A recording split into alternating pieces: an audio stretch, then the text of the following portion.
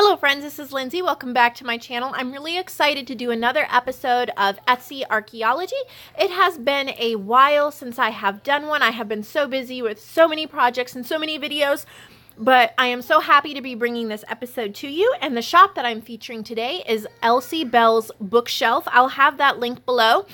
She is a member of my design team. She makes gorgeous things, and I have bought one of her journals that I'll share at the end of the video, but I have a tutorial that I want to show you using some digitals that she has too. So I'm going to set aside this journal. If you want to see a flip through of it, then stay till the end. I can't wait to show you what I bought from her. But she sent me some of her files, and I was really grateful. And I'm just going to show you a couple of them. She has more, but this is what I made, and then I'm going to show you how I made it. So I made a set of 4 excuse me, envelope pouches, and they are all bird themed. She has these really pretty kind of like painting effect bird images, and these are 4 of them. She has more than this. So what I did is I took a vintage book page, vintage children's book page, and I thought that I had one open here. Here it is. Just from the 50s, a vintage children's book page. And I fold it not quite in thirds, but so that you have a pouch to put things in and then a little bit of an overhang.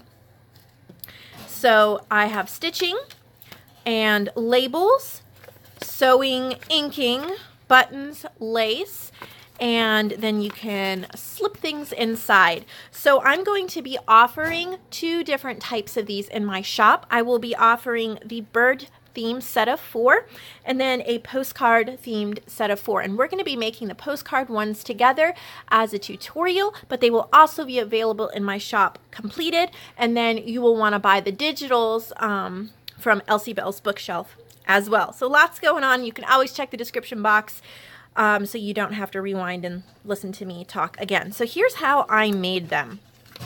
Okay, so like I said, you take your vintage book page and you fold it.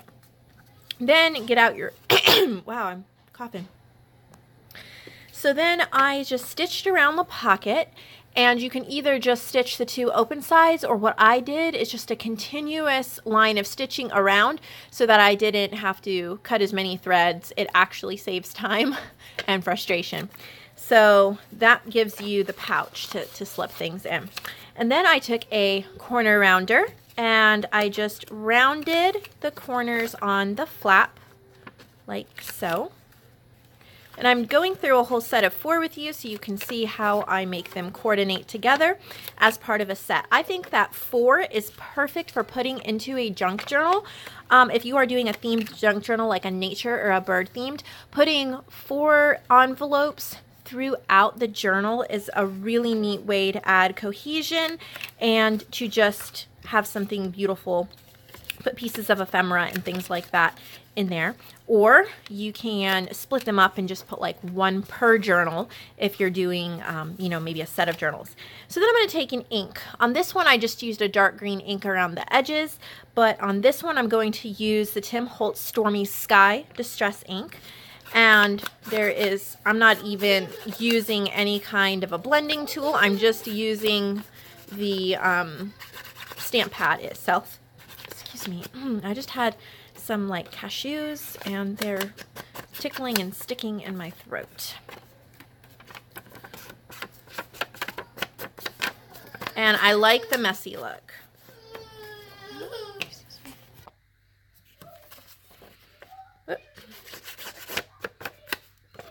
So just add some ink. You can use any colors, or you can leave it uninked. It still looks amazing because I'm using vintage book pages. They already have a nice aged look to them, so really you don't even have to ink them.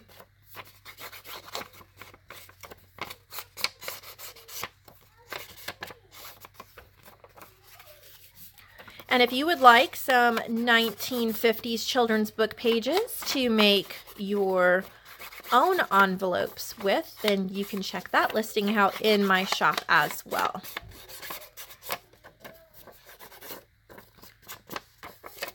I like using children's book pages because the content is really clean and friendly. A lot of times using just blank book pages from books that you haven't read before, you don't know what you're going to get or what it's going to talk about. But these are all about little boys and girls and the things that they did. And I just think it's a lot sweeter. It's just a preference. I don't always do that, but, swallow, swallow, little swallow, said the prince. Will you not stay with me one night longer? It is winter, answered the swallow, and the chill snow will soon be here. I just like it. It's just a personal preference. Now, if you do not have a sewing machine, no fear.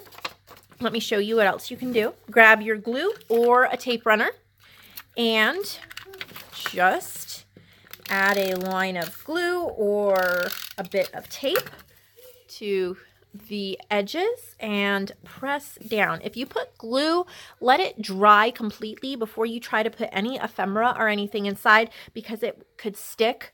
The tape roll, that's why I'm using the tape roll. So there you go, nice little pouch, and you can just, go straight on from there. So that's a side note. Now, these are some different postcards that Elsie Bell's Bookshop has. And what I'm going to do is just do some ripping here. Kind of a shabby look. This is a really pretty pastel blue butterfly. It goes really well with the Stormy Sky ink I just used. And it goes well with almost any kind of junk journal, because you can do nature. If you like to do like the vintage photos and the vintage ladies and stuff like that, this goes perfect as well because it's like a postcard that a vintage lady would have sent. If you like to do floral journals, butterfly journals, children's journals, or just like what I call this and that journals, little bits of everything, this works perfect. Now you can sew around the edge of this like I did on these before you glue it on, or you can just grab a tape roller or a bottle of wet glue and attach it like I am going to do here. Actually, I've just made a decision. I'm only going to offer the bird ones in my shop. These ones I think I'm going to give as a gift for someone. I already know who I want to send them to. And I think that since I'm showing you the tutorial on these, you will be able to make these a lot easier. So these will go as a gift, and then these will be in my shop.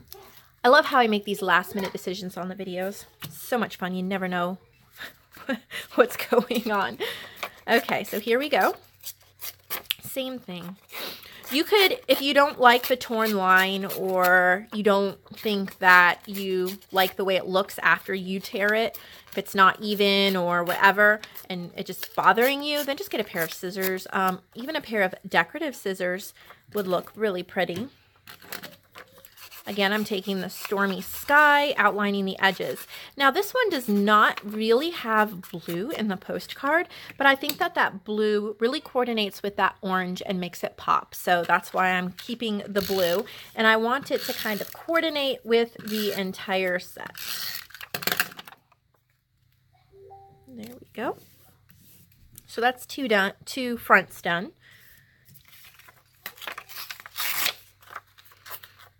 This one definitely has blue in that vintage morning glory, and I love this forest green color. This would be beautiful in a hummingbird journal. It would be beautiful in any kind of botanical journal, or a ladies journal. I also think of like a honeybee journal, or even like a forest, and because of that green, a forest type journal. Again, I'm just inking it with that Stormy Sky blue and adding the tape roller all around the edge. And I have one left, and that's that adorable little honeybee.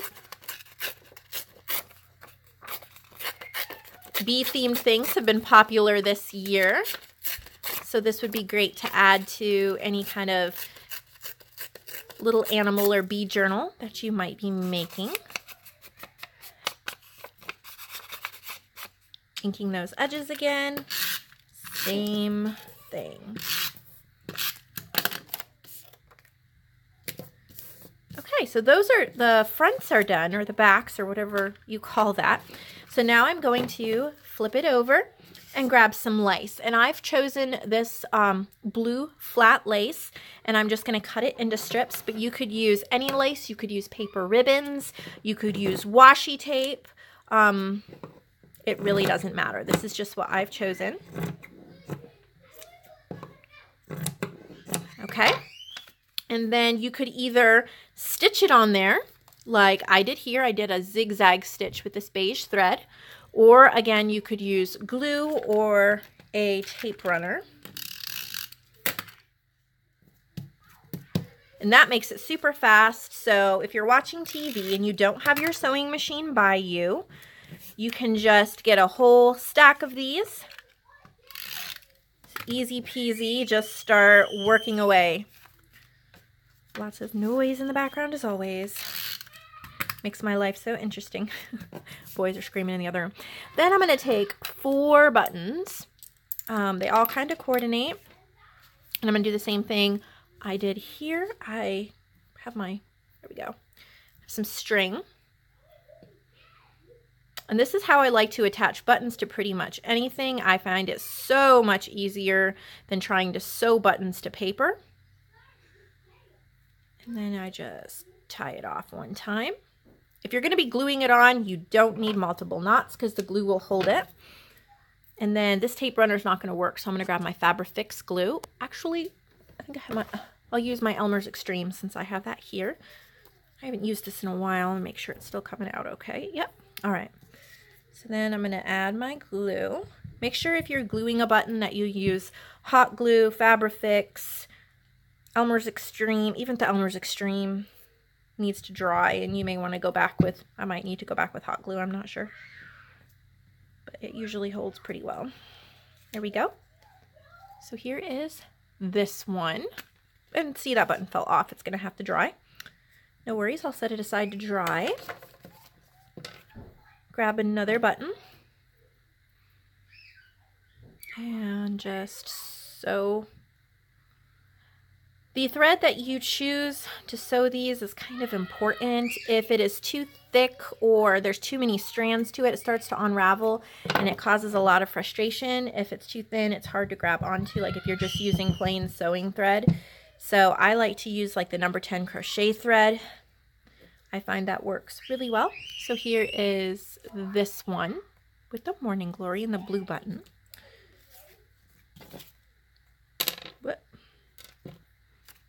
Just seeing which button I want to put on which one. And then I'm going to go stitch this one as well. I don't know if you can hear the screaming in the background, but my 5-year-old and my 3-year-old are playing in their room, and whatever they're doing warrants lots of excited screaming. So that's hilarious. There's that one. We have this, and then that. And the last one, same thing. And I just did 4 of them so that, you know, you could see the process over and over again. It would kind of be set in your mind, and you saw how you can do a set that coordinates. Their screaming is distracting. Here we go. I'm out of screen.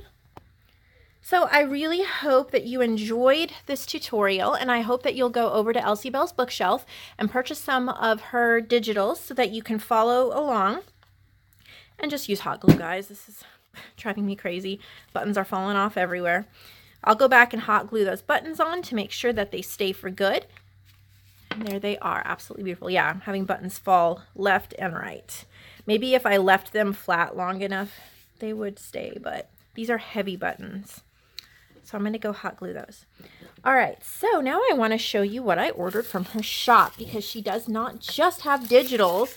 She has journals and other junk journal supplies, and she was having a sale. She works so hard, you guys, so hard, and she's constantly promoting her shop and her stuff, and it was really I loved this journal, and I loved that she used papers from TLC Creates Vintage.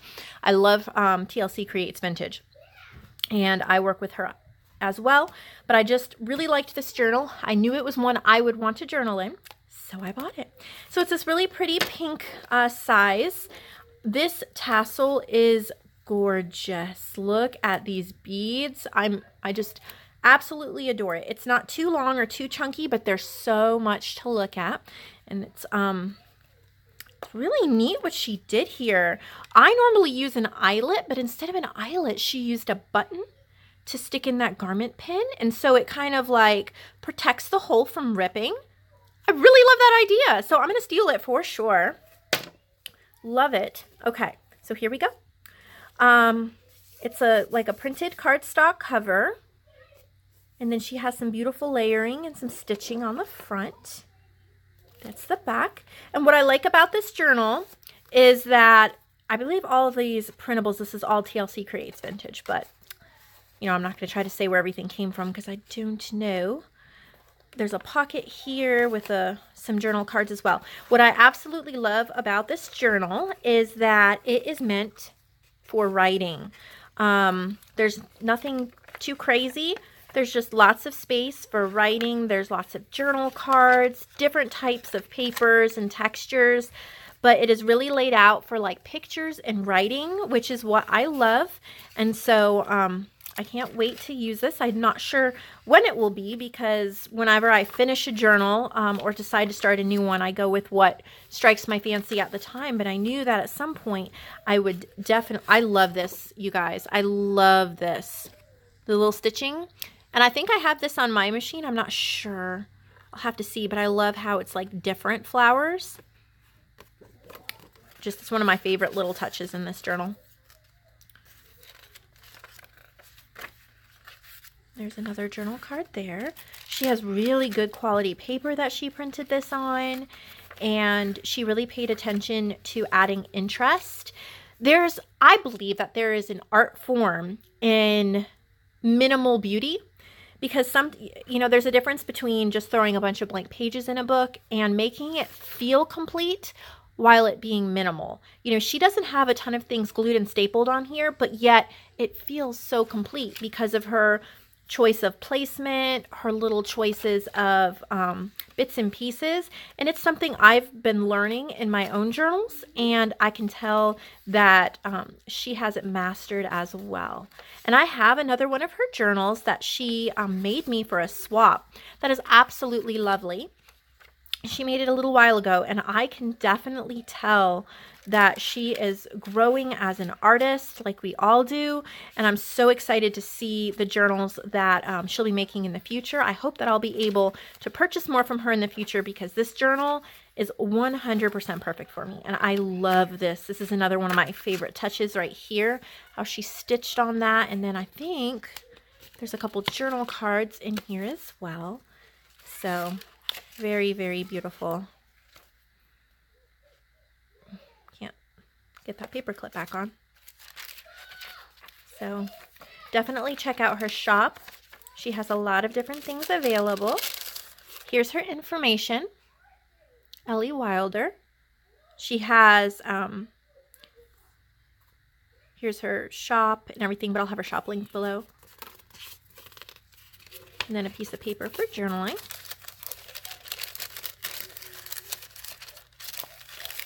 And then that pulls out so you can put something behind it. And then what I also purchased was she had some like ephemera envelopes, and she had one that coordinated with this. And so I wanted to buy that so that I would have a few extra journaling cards and a few extra things to use when I had this. So this is what I purchased to go with it, and it was sold separately.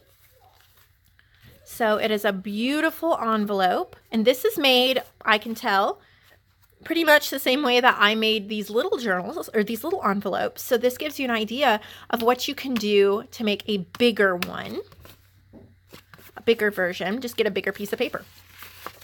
And there's a ton of just goodies in it.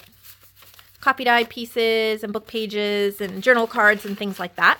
So all of these things can be used in that journal, and I was really happy to be able to pick that up. And then I purchased one more thing. She wrapped it in this lace, and I have an extra piece of the sari ribbon because that's what was tied around it. And then I purchased this book, The Whispering Rabbit, and I want to turn this into a junk journal. I just think that the cover is so, I mean, I will definitely need to seal it because it's starting to fall apart. But if I seal this, I've done that before a long time ago, but if I seal it, it should stay in good condition because I love those worn edges. I just don't want them to get any worse. And then just look at these images. It is so beautiful. So cute. So I want to take out some of these pages. There's all different stories in here, but I want to take out some of the rabbit pages and use them in the journal and then save some of the other pages for other things because I just love this book. It is so cute. So I just had to have that when I saw it in the shop, even though I was going there just to buy this journal. So I know that I have made this a long video and put a lot of content into one video, but thank you if you've stayed all the way to the end. You can check the description box for a recap of any of the things that I mentioned. Thank you very much, Ellie, for all of this, and I will see all of you in the next video.